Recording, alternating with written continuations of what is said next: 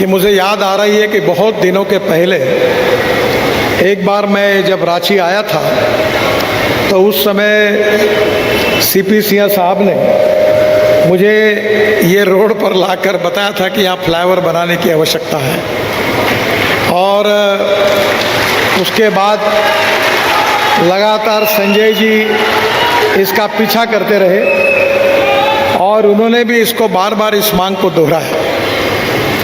Department का कहना ऐसा था कि अब तो ये शहर के बीच में आया है तो ये काम राज्य सरकार या म्यूनिसिपल कॉरपोरेशन करेगी, अब ये हमारा काम नहीं है।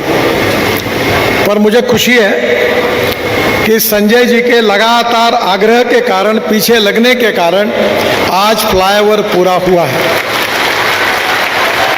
और रांची की जनता भी बहुत खुश हुई है। और इसलिए मैं संजय जी का बहुत बहुत अभिनंदन करता हूं और उनको धन्यवाद देता हूं।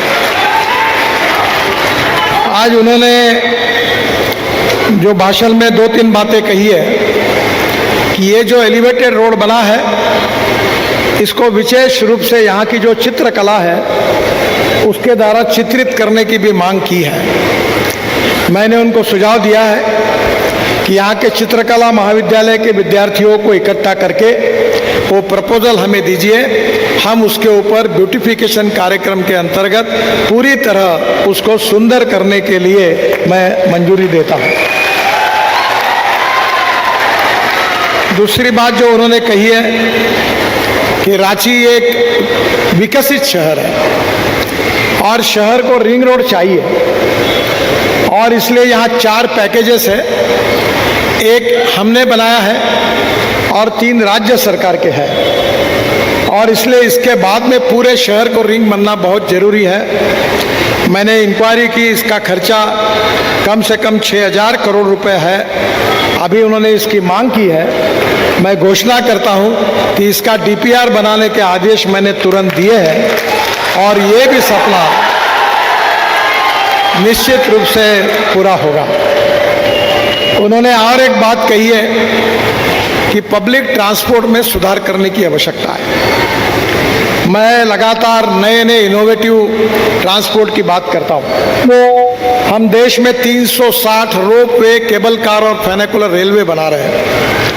मैं जब शिपिंग मंत्री था तो मैंने पानी पे उतरने वाला हवाई जहाज लाया था और मुंबई के समुद्र में मैं उसमें उतरा था। उसी प्रकार से पहला पायलट प्रोजेक्ट के रूप में मैंने नागपुर में एक फ्लैश चार्ज बस, इलेक्ट्रिक बस की शुरुआत, आज ही टेंडर उसका स्वीकार किया गया। ये चित्र है इसका और इसकी कैपेसिटी 135 सीटर है। ये फ्लैश चार्जर नीचे आता है, बस चार्ज होती है। इसमें चेयर, एग्जीक्यूटिव चेयर है, सामने टीवी है और एयरलाइंस में जैसे चाय पानी नाश्ता मिलता है वो उसकी भी व्यवस्था की गई है और इसका किराया डीजल बस की तुलना में 30% कम होगा। तो इसका पहला प्रोजेक्ट हमारे यहाँ नागपुर में पायलट प्रोजेक्ट करके हो रहा है, वो संजय जी को पता था और जब से मैं हवाई जहाज में मुझे लेने के लिए गया आए थे तो मुझे बता रहे थे कि साहब रांची के लिए इसको कर दो। आज हमारा नागपुर का प्रोजेक्ट का टेंडर जो हुआ है ये शुरू होने के बाद दूसरे प्रोजेक्ट के रूप में रांची का चयन हम निश्चित करेंगे। इसका भी मैं उनको विश्वास देना चाहता हूँ। आज आप सबकी अपेक्षाएं बढ़ी हुई है क्योंकि हमारे 2014 में आप सबके आशीर्वाद से आदरणीय नरेंद्र मोदी जी के नेतृत्व में हमारी सरकार आई और नरेंद्र मोदी जी ने यह तय किया कि हिंदुस्तान को अगर $5 ट्रिलियन की इकोनॉमी बनाना है, हिंदुस्तान को आत्मनिर्भर भारत बनाना है, हिंदुस्तान को दुनिया की 3rd लार्जेस्ट अर्थव्यवस्था अगर बनानी है तो हिंदुस्तान के इंफ्रास्ट्रक्चर का विकास करना अति आवश्यक है। और इसलिए water, power, transport and communication, ये 4 क्षेत्र में विशेष प्राथमिकता मिली और रोड सेक्टर में भी जो काम हुआ वो आपके सामने है। मुझे बहुत खुशी है कि हमारे प्रधानमंत्री मोदी जी के नेतृत्व में हमारी सरकार ने 7 वर्ल्ड रिकॉर्ड किए हैं। इतना ही नहीं, तो आज मुझे इस बात की खुशी हो रही है कि किसी भी विकसनशील देश में लॉजिस्टिक कॉस्ट बहुत महत्वपूर्ण होती है। हमारे देश में लॉजिस्टिक कॉस्ट 16% थी, चाइना में 8% थी और अमेरिका और यूरोपियन देशों में ये 12% थी। पर अभी ही 2 महीने पहले IIM बेंगलोर, IIT कानपुर और IIT चेन्नई ने एक अध्ययन किया और इस अध्ययन में उन्होंने ये कहा है कि हमारी लॉजिस्टिक कॉस्ट 6% कम हुई है, यानी 16% से 10% पे आई है। करीब 4 साल पहले मैंने घोषणा की थी कि 5 साल के अंदर हमारी लॉजिस्टिक कॉस्ट सिंगल डिजिट यानी 9% पर आएगी। मैं आपको विश्वास देना चाहता हूं कि इस साल दिसंबर समाप्त होने के पहले हमारी लॉजिस्टिक कॉस्ट 9% पर आएगी, जिसके कारण हमारा एक्सपोर्ट बढ़ेगा, नए उद्योग व्यापार बढ़ेगा और युवाओं को रोजगार मिलेगा और सुखी समृद्ध संपन्न भारत आत्मनिर्भर बनेगा। ये मेरा दृढ़ विश्वास है। इसमें रोड के सेक्टर की जो जिम्मेदारी आदरणीय प्रधानमंत्री जी ने मेरे ऊपर दी, तो मैंने American president John F Kennedy ji की एक बात अपने सामने ऑफिस में लिख कर रखी है। जॉन एफ कैनेडी जी ने क्या कहा था? उन्होंने कहा था कि American roads are not good because America is rich, but America is rich because American roads are good. America धनवान है, इसके कारण अमेरिका के रास्ते अच्छे हुए, ऐसा नहीं है। तो अमेरिका के रास्ते अच्छे हुए, इसके कारण अमेरिका धनवान हुई। और इसलिए हमने तय किया कि हमारे देश का भी रोड इंफ्रास्ट्रक्चर हर अमेरिका के बराबर लेकर जाएंगे। और मैं आपको विश्वास के साथ बताना चाहता हूं कि हमारे देश का 2 साल के अंदर हमारे राष्ट्रीय महामार्ग का इंफ्रास्ट्रक्चर अमेरिका के बराबर होगा। ये वचन और विश्वास मैं आपको देता हूं। आज हम देश में वर्ल्ड का सबसे लार्जेस्ट नेटवर्क नेशनल हाईवे का बन गया और हमारे देश में हम ग्रीन एक्सप्रेस हाईवे बना रहे हैं। मैं सब बातों का आपको जानकारी देने वाला हूं कि हमारे देश में किस प्रकार से इसका बड़े प्रमाण पर बदल हो रहा है, क्योंकि हमारे देश में विशेष रूप से अनेक जगह पर ट्रैफिक जाम होता था, जिसके कारण हमको रुकना पड़ता था। जैसे आज का फ्लाईओवर है, मुझे बता रहे थे संजय जी कि 1.5 घंटे 2-2 घंटे लोग जाम में फंस जाते थे, अब 5 मिनट में जाएंगे। बहनों और भाइयों, दिल्ली से देहरादून जाने के लिए 9 घंटे लगते थे, अब 3 महीने के बाद 2 घंटे लगेंगे। दिल्ली से जयपुर जाने के लिए 5.5 घंटे लगते थे, अब 2 घंटे लगेंगे। हमारे मैसूर से बेंगलोर आने के लिए 3.5 घंटे लगते थे, अब 1 घंटे में हो गया। मेरठ से दिल्ली आने के लिए 4 घंटे लगते थे, अब केवल 45 मिनट में आ रहे हैं। दिल्ली से अमृतसर जाने के लिए 12 घंटे लगते थे, अब 4.5 घंटे में होगा। दिल्ली से कटरा ये 15 घंटे लगते थे, अब 6 घंटे में होगा। दिल्ली से श्रीनगर 8 घंटे में होगा और मुंबई से दिल्ली केवल 12 घंटे में होगा।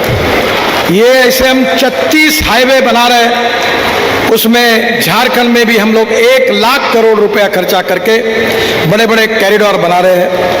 पहला कॉरिडोर जो है वो Varanasi Ranchi Kolkata 6 lane greenfield corridor, जिसकी कीमत 40,000 करोड़ रुपए है और 670 किलोमीटर है। इसका काम शुरू हो रहा है, मार्च 2028 में पूरा होगा।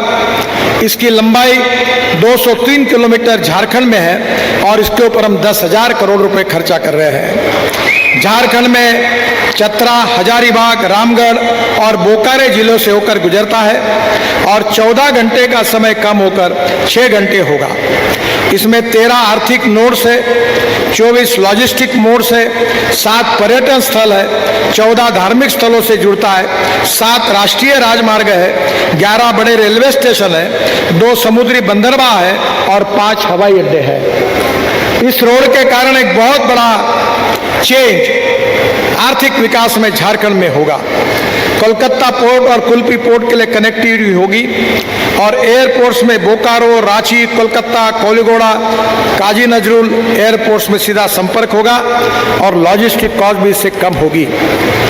मुझे बहुत खुशी है कि दूसरा जो इम्पोर्टेंट रोड है वो रांची पटना है। ये 4 लेन आर्थिक कॉरिडोर है। इसकी कीमत 10,000 करोड़ रुपए है। ये 323 किलोमीटर है। 88% काम पूरा हुआ है। दिसंबर 2027 में ये काम पूरा हो जाएगा। झारखंड में लंबाई 162 किलोमीटर है और इसकी लागत 5,000 करोड़ है। रांची, हजारीबाग, बरई, कोडरमा, मेकतारी को जोड़ता है और यात्रा समय 10 घंटे से घटकर 5 घंटे हो जाएगा। रजरप्पा के प्रसिद्ध मंदिर की कनेक्टिविटी और आसान होगी और कोयला और अन्य खनिजों के लिए लॉजिस्टिक कॉस्ट में भी कमी आएगी।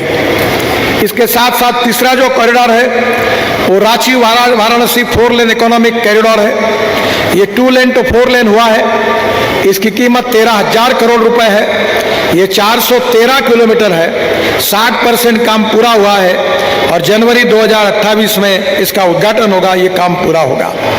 झारखंड में इसकी लंबाई 253 किलोमीटर है और जिसकी लागत 8,000 करोड़ रुपए है। झारखंड और उत्तर प्रदेश के बीच मुख्य मार्ग होगा और वाराणसी से रांची का यात्रा समय जो आज 12 घंटे लगता है वो 4.5 घंटे पे आएगा।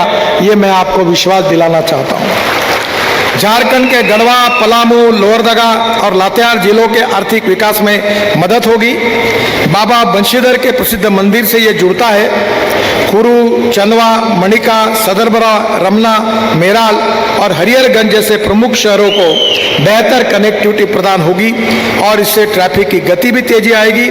और मुझे विश्वास है कि इसमें कुछ फॉरेस्ट इश्यूज का है जिसमें राज्य सरकार जल्दी ये काम करेगी तो ये काम जल्दी ही पूरा होगा। घर रहने का मकान भर नहीं, ये खुशियों की तिजोरी है। दरवाजे पर दस्तक देता पड़ोस, खिड़कियों से उमड़ आता आसमां, तारों में उलझी ऐसी ना जाने कितनी दास्तां। कहती हैं चले डायमंड सिटी, एक सफर हम सफर के साथ अपने घर तक। Diamond city, life long bonding, 500 से ज्यादा खुशहाल डायमंड परिवार।